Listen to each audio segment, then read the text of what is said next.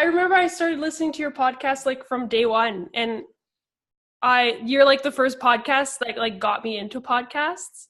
Yeah. And then at the start of this year, it was a goal to like be on a podcast. So this is really I cool. love it. So you Yeah. basically manifested being on the show. Yeah, I guess so. Well, I'm so glad that you're here. I'm so glad that you're at the Profit Planner podcast. And I just want to introduce you real quick before we even start. Emilie is in the Profit Planner Lounge and in the free Facebook group, everyone, like everywhere, we've gotten to know each other over the past year.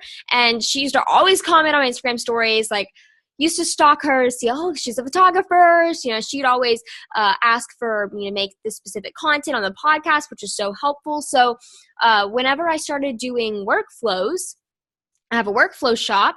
I thought, oh man, I need to really be really specific, get a photography client workflow started. And so I've been interviewing photographers for this photography client workflow. And by far, oh my gosh, Emilie blew me away with her photography workflow. I was like, are you serious? This is so detailed. I'm just in heaven right now. So I knew that I had to have her on the podcast to talk about her workflow behind the scenes and her open up to how she leads people from a client lead to offboarding and systemize that whole entire process. So welcome to the show. Hi, thank you so much for having me. Yes. Now, let's just talk real quick about what your business looks like, what you do, and all that awesome jazz. Yeah, so I am a photographer. I mostly shoot weddings, and I've niched down into doing adventure photography. So I work with couples who do elopements in the mountains or who get married, and then after that we go take pictures in a canoe. So that's my favorite couple. So I mostly do weddings and couple sessions, and then this year I'm launching into course production, and I'm doing a lot of creating content for other photographers. Yeah, diversifying those income streams. Yeah, exactly. Yeah, I love that. So whenever you're taking on one of these clients, and I think we're specifically going to focus on wedding clients, is that okay? Yeah, sounds good. Okay, so for wedding clients, I know you use Dubsado, and we're all huge fans of Dubsado over here. If you don't know what Dubsado is, it's a client management system that you can use to automate from client leads, invoices, contracts, all that awesome stuff. And you can get 50% off with the code Profit Planner. So definitely go check that out. And there's also a free forever trial, 3 clients. It's amazing. So I know you use Dubsado to capture leads, but what does that process look like when they fill out that form? So the form that they actually fill out on my website is actually a Dubsado form. And that's really cool because when I receive a lead, I don't actually have to transfer all that information into my client base or into Dubsado, because whenever they fill out their name, their wedding date, and any information, Dubsado then creates a project in their system. So then I can just go in there, automatically reply to the new client. So I have Dubsado, a workflow set up in there that sends in a little email that says, hi, thank you for getting in touch. I'll get back to you within 48 hours. These are my business hours. And then if you want more info, I also give a link to my website in case they might have missed that when they were on my website. So it's just automatically, I take care of them within minutes that they send me an email. Yeah, and that's perfect. I think that's good to make sure that through every step of the process, you're potentially, because at this point they haven't even signed the contract yet, that they feel so loved, so welcomed, so taken care of. Yeah. So then I get a notification from Dubsado saying there's a new lead. So I'll go into Dubsado, read the form they filled out, and then I'm going to send them an email basically right away, or as soon as I have the chance, send them an email. And I always make sure to make the emails personalized. So that first email they received was just a template email because it sends out automatically. But then the next one, I try to include a few details. If they say they're getting married at XYZ venue, then I can say, oh, I've shot there before, what a beautiful venue. Or if they gave me a little bit about their story, just kind of talk about that to make it extra personal.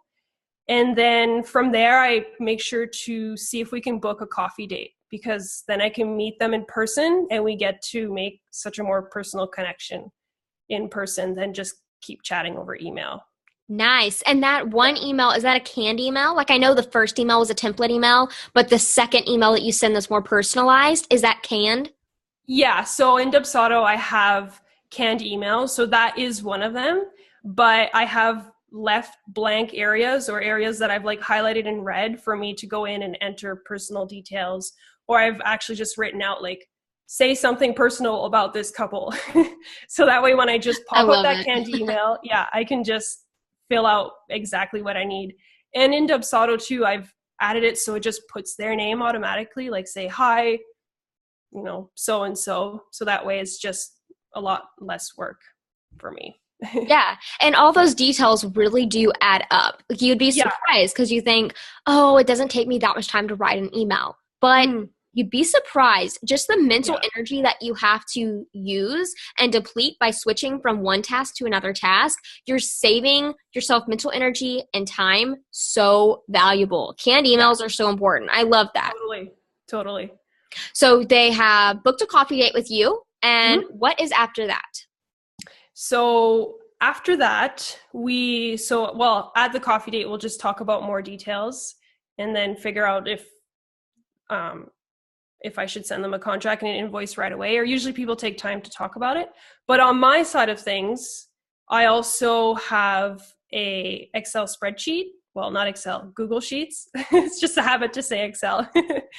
But whenever I receive the lead, I do the personal stuff with them, but then for my side of things, to be able to track all my leads and track where my leads is coming from, I have this sheet that I fill out where I enter the date that they inquired with me, I enter their name, and then what channel they inquired through. Sometimes I don't always know, but in my form, I do have a spot that says, how did you hear about me? So I can thank that person, or how did you hear about me? And then they can either say, was it Facebook, Instagram, Google search, or was it a past client or a vendor referral? And then that just helps me even more to find out what channels and am I getting more leads from? And then in that form as well, I can also track the conversion rate of each channel. So then I can say, well, Facebook, I've gotten 5 inquiries this year, but only one of them booked. But Instagram, I might have gotten less inquiries, but I booked them all. So I'm able to see which channel is bringing me, I don't like to use the word quality client because every client is quality, but the client or the couple that is best for me. So if Instagram, I'm showing more of myself, then maybe that's attracting couples that are more likely to book with me. Yeah, and I love that because you're collecting data, and I think most service-based business owners shy away from this because, oh my gosh, numbers in the spreadsheet and blah, yeah. I totally get that. But the data that you're getting is so crucial, and that's part of being a CEO and having a business that's ready to scale is because you have that data. You can now make decisions on where to place your energy, time, and marketing money, or just marketing time, and getting those I don't want to say quality leads either, but you get where I'm going with it. So I love that you're doing that. And I think every service-based business owner should be thinking about having some kind of spreadsheet that's tracking all of this information. And I've seen your spreadsheet. Oh my gosh, guys, I wish that I could just show you, but this is audio only. Actually, well, we have YouTube, but really, I can't show you the spreadsheet. It is incredible though. And I love how she's organized everything, that you can actually see the conversion rates. I mean, it's just so great. I am obsessed with spreadsheets. I think we're a little bit the same in that way. Like, I have spreadsheets from when I was 10. I would count, I'm not even joking, I would count all my Halloween candy and then write out how many Kit Kats I got, how many Smarties I got. And then I have like 5 years worth, and I can see like what candy was most popular in the certain years. Like, no, you did not.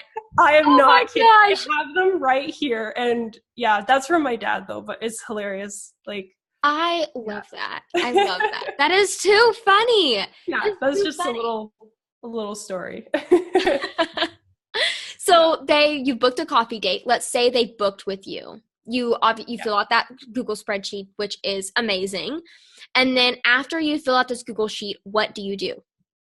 So if they book with me, then I create their own client portal, and that's still within Dubsado. So the portal is a spot for each couple to log in.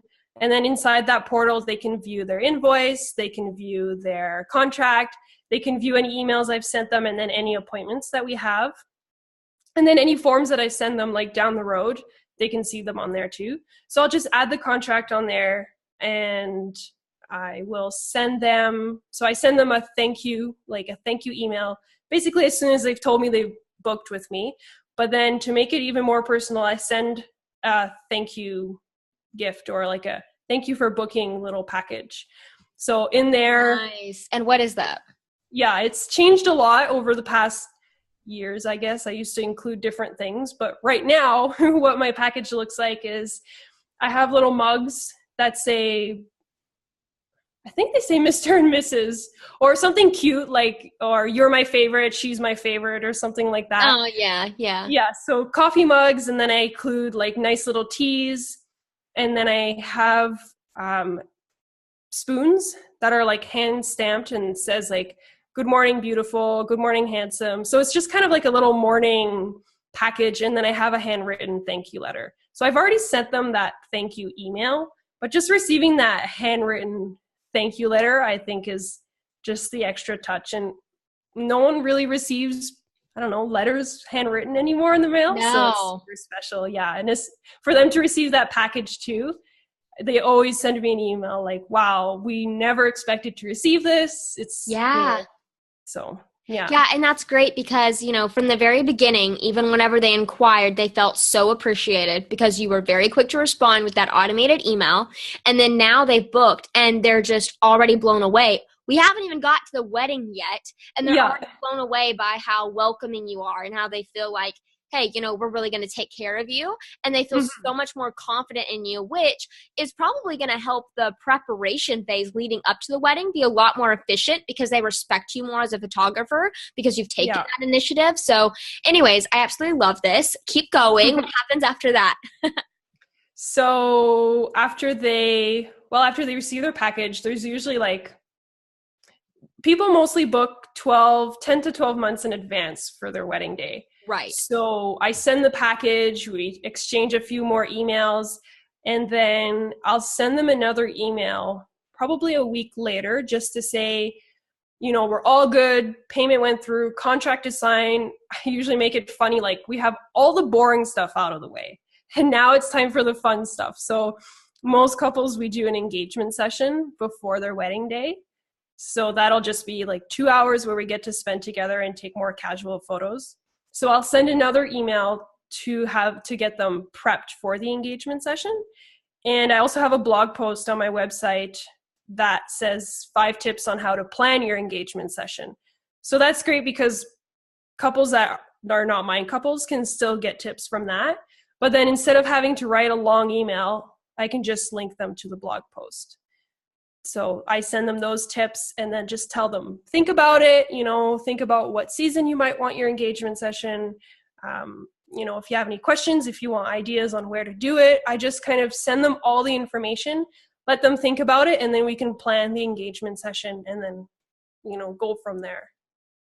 Yeah, I love that. So you're making sure that all their questions are answered before they even ask. Exactly. Awesome. Yeah, because most people haven't even thought about the engagement session yet, or they might not even thought of like, oh, well, maybe we want to shoot it in the spring because we want to include our photos in the save the date, Right. So some people might have wanted to do it later, but then the save the date cards would already have been sent. So It's just like helping them out with that, and kind of, I've been to many more weddings than most of them have ever been to, right, at this point. Right. So It's like I've seen kind of how it happens, even if I'm not married myself. Yeah. Well, you're the experienced go-to person, and that's always good to position yourself like that. And I like how throughout this workflow, you're positioning yourself as, I am a leader in this industry. I know what I'm doing. I'm confident. And I love that because I see a lot of photographers, especially those that might not even be as experienced, but they kind of shy away from being confident, even not behind the camera. Like, you have to be confident as a photographer behind the camera, obviously, but also when the camera's put away, Yeah. And it probably took me a year from getting started to like Yeah. find all of that, but definitely I've seen a difference in how my couples, I guess, look at me. Or I'm not just the photographer that'll show up on their day and then leave after. I'm like part of their wedding day, because on the wedding day too, I tell them I will be the one spending the most time with you, probably even more than your spouse, because I'm there in the Yep. morning before even you guys are married. So like we have to be, we have to kind of create that relationship and not just have me as another vendor. Right. Yeah, exactly. I love that. So I know you used Dubsado. So what does that workflow look like in Dubsado? Because they booked. Could you just kind of walk me through how that looks like? And I know you've touched on a little pieces of it here and there. As soon as they inquire through that contact form, Mm-hmm. so the email sends out automatically. And then as soon as I receive that, I'll send them a personalized email. We'll book the coffee date. We'll go for the coffee date. Usually, unless either one of us are busy, it's usually a couple days later. We'll chat there. Sometimes we end up talking for an hour and a half, and half of it is not even wedding stuff. But that just means that we're like building that connection even more. And then after the coffee date, they'll usually think about it. Then they'll get back to me saying, we'd love you as our wedding photographer. From there, I'll send the contract. I'll create their portal in Dubsado. And then in the portal, I add the contract, the invoice. Once all that stuff is done, then I send the welcome gift. And then from that point on, my whole workflow is basically within Asana, which is I know Haley loves this program too, Yes. so everyone's heard about it by now. But so my workflow is in Asana. So I create a new little project or a card, I think they're calling there. And then I put the couple's name in there, and then I have a template checklist that I copy over. And then in there, I can check everything off. So it says, is the contract signed? And then I check it off. Is the payment received? And then I check it off. And then everything from getting ready for the engagement session is in there. So I check everything off. Getting ready for the wedding day, sending them their form, like their wedding day questionnaire through Dubsado. Mm-hmm. So 1 month before the wedding, I send a questionnaire with the addresses, family photo lists, phone numbers, everything that I might need for the wedding day. Mm-hmm. And then after that, we shoot the wedding. And then I have checklists in there too that are for myself that are not even related to the wedding or to the client. So stuff like back up all my photos, Right. post the blog post, post the sneak peeks, and I add those dates as soon as I create the new card in Asana, because I know the wedding is going to be, for example, on July 7th. Then I can, I can add the date that says, okay, 4 days later on July 11th, I'm going to post the blog post. So I add those dates. So then in my Asana calendar, I have everything already all laid out as soon as I create the card. And I know a lot of people are going to have this question is, why are you using Asana for that and not Dubsado? Yeah. That's a good question. I think I already have all my workflows for like everything else in my business. Right. Blogging, YouTube, all that stuff already in Asana. So I think it just made sense for me to create that one in Asana as well, to have everything in one place. Yeah. And then that way, when I look at my Asana calendar, I have all my tasks, couples, client related, and content related. Yeah. But you could very well create that exact workflow within Dubsado. So I think it's just what I was already using. Yep. Yeah, I totally agree. Yeah. I just know that I can hear the questions and they're listening right now, and I knew I needed to ask. Yeah, same thing with me. I use Asana for everything, and I think having that one big color-coded calendar, so crucial. So yes, awesome. Okay, great. So we've now booked them. We have had a contract signed. We have had a Dubsado workflow. You've created your Asana task for them. That is awesome. Leading up, you have an entire checklist. I think that is fantastic. Now, let's say the wedding is shot. We're good to go. You've got all the photos, all those checklists done. Now, what does the offboarding workflow look like for you and these clients? Yeah. So that one is a lot shorter, but basically our last main interaction, I would say, is either their photo gallery delivery or the album design. So not every couple has the album, but for most it'll be me designing the album, sending it off to the printer, and then once they receive their album, that's kind of like the last thing that still ties us together as my client, if that makes any sense. So they've received their album, and then we're basically done. We've finished the contract, everything has been delivered. But then I will still send, and this is back in Dubsado, I have a little workflow that I've activated on that client that will automatically send a canned email saying happy first wedding anniversary exactly 1 year later. So on their first wedding anniversary, I send them, so this is a canned email, but Dubsado will have their names put in. So it'll say, hi, Nicole and Jason, can you believe it's already been 1 year since you got married? Time flies, blah, blah, blah. I hope you're enjoying your first wedding anniversary. So that's just like, they hear from me a year later, which they probably didn't expect. So that's just an added little special email. In that workflow, I also have an email that sends out on like December 18th, I think, just to say happy holidays. I hope you're enjoying your first Christmas or your first holidays as a married couple. So that email sends out, and that's pretty much it. I send a few other emails after we've delivered all the photos, and that's other than if they come back. Yeah, and I don't really advertise that I do family photos, but for my wedding couples, I'll also include a little message saying like, wink, wink, if a family is on the way, I do family photos for my past wedding couples. So I just kind of add that, and then that's usually when I'll hear back from them maybe 2 years later when they have kids or whatnot. Yeah. That's awesome. I love this because you're using a workflow to organize exceeding your clients' expectations. And I think, a lot of people think workflows save you time, because they do. They save you so much time and so much mental energy. But even beyond that, by creating a workflow, you've created a place to where your client, or a business to where your clients are just constantly exceeding their expectations for you, and they have such a positive view on your business, because you're not only more professional with your workflow, but you're also surprising them with all these things, which is great. And a lot of these surprises, like these automated emails, I mean, you're upselling them in an automated way that's very non-spammy, non-slimy. But you're doing this in an automated, systemized way with your workflow. And I love that. And that's why I think workflows are so, so powerful. And I cannot thank you enough for sharing behind the scenes of yours, because I think this is going to help so many of you. Maybe even you're the listening right now. You're freaking out because you have so many tasks. Every time you book a client, you're like, what the crap am I supposed to do with them? I know what I did last time, but I don't know. You're kind of going off the top of your head. This is so crucial. So how has this workflow helped you, Emilie?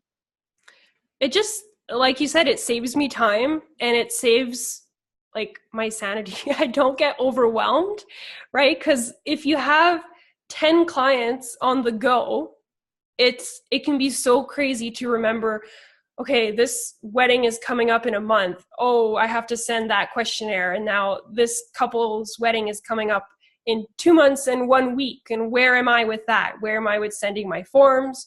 Because then I send an email, and this is again in Asana, I send an email a month and a week before to remind them of their payment, but that's all sent for me. And then I just received the payment saying, oh, we got your email, here's your last payment. And I'm like, oh, I didn't even remember that you owed me money, but here you are, like, paying everything on time. So it's just like saving time, and so I can focus on other stuff and not just like try to figure out what emails I have to send.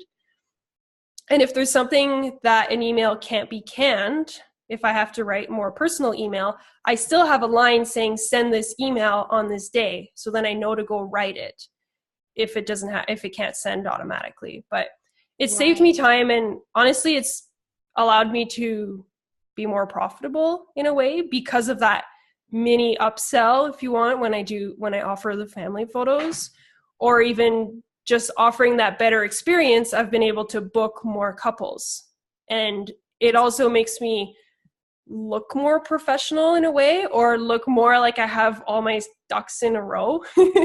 So that way people are happy or are okay paying X amount more for my services because I'm organized and I take care of them. It's That's not such just a good photography. point.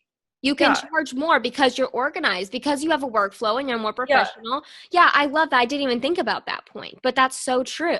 So I know everyone is obsessed with this workflow, and you are so, so smart when it comes to this stuff. I know you are just now releasing a course. So by the time this is released, it'll be out on the market for a few weeks. But would you mind telling us about what you have offering, what you are offering right now? For my course?